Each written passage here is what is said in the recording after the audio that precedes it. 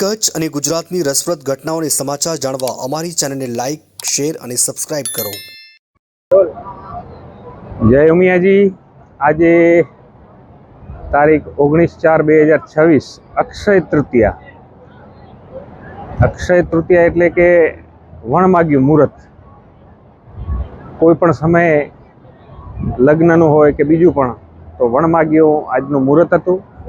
અને શ્રી દેસલપર વાંઢાઈ વિસ્તાર સમૂહ લગ્ન આયોજન સમિતિ દ્વારા છેલ્લા 17 વર્ષથી ઉમિયા માતાજી સંસ્થાન વાંઢાઈ ખાતે સુંદર મજાનું સમૂહ લગ્નનું આયોજન થાય છે. આ વખતે 18મું આયોજન હતું, જેની અંદર 15 નવયુગલોએ અત્યારે જ પદાર્પણ કર્યું છે.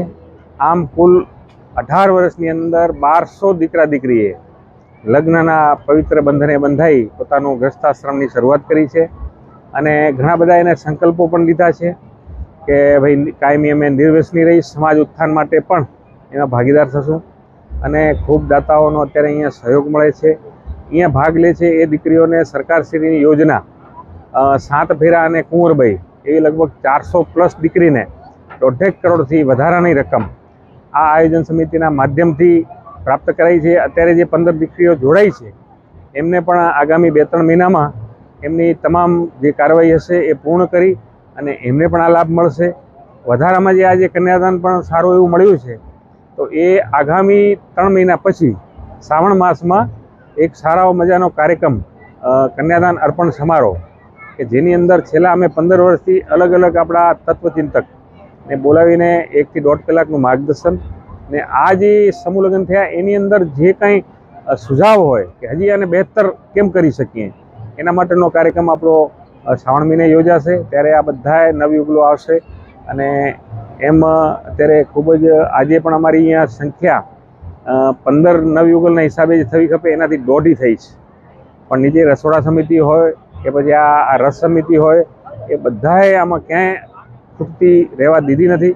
એટલે જે કાર્યક્રમ મિત્રોએ આમાં પોતાનું તન મનથી જે સહયોગ આપ્યો છે એના હું અત્યારે આયોજન સમિતિના પ્રમુખ વતીથી હૃદયથી ખૂબ ખૂબ આભાર માનું છું.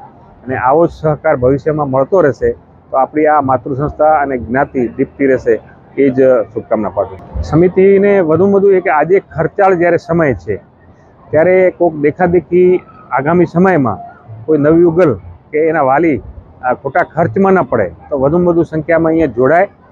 અમારી આ સમિતિ 2017ની અંદર જ્યારે મંદિરના આપણે 74 વર્ષ થયા અને 74 યુગલ અને 25,000ની જનમેદની, તો પણ અહીંયા વ્યવસ્થા કદાચ સંખ્યા વધશે તો તમામ પ્રકારનો વ્યવસ્થા કરવા તત્પર છે. એટલે ખાસ નવયુગલોને એ જ ભલામણ છે કે તમે તો ભાગ લીધો જ, પણ આવતા સમયમાં આનાથી તમે વધુ સંખ્યાને પ્રેરિત કરો, એ જ અમારી એમને ભલામણ છે. દાતાઓ આપણે હમણાં જ મેં જ્યારે મારા પ્રવચનમાં પણ કીધું કે દાતાઓ આ આયોજન જોઈને સામેથી પ્રેરાય છે. ગઈકાલે પણ ચાંદીની આભૂષણ હોય કે કાપડ કે અન્ય ઘરવખરીની સામાન પોતાની કોઈ અપેક્ષા કે નામની જાહેરાત વગર પણ અહીંયા મૂકી ગયા છે. એટલે દાતાઓ તો સામેથી મળે જ છે, એ ખોટ નહીં રહે. પણ ફક્ત ને આજે જ્યારે જન્મદર ને સંખ્યા ઘટતી જાય છે ને છૂટક લગ્નનું પ્રમાણ એક જ દીકરો હોય તો કહેશે ભાઈ ઘરે કરીએ, એટલે એ પ્રમાણને આપણે ખોટું સાબિત કરી અહીંયા વ્યવસ્થા સારામાં સારી. આજે આખા મોટા પ્રમાણમાં ગરમીની સિઝને તો વાતાનુકૂલિત વ્યવસ્થા કરવામાં આવી છે. 35-40 જેટલા કુલર છે, 150 જેટલા પંખાની વ્યવસ્થા છે. એટલે લોકોને ક્યાંય મુશ્કેલી ન થાય. સવારથી શેરડી રસની પણ અત્યારે અવિરત સેવા ચાલુ છે. એટલે આમ ક્યાંય આપણી સમિતિ મુશ્કેલી થવા નથી રહેતી. ધન્યવાદ.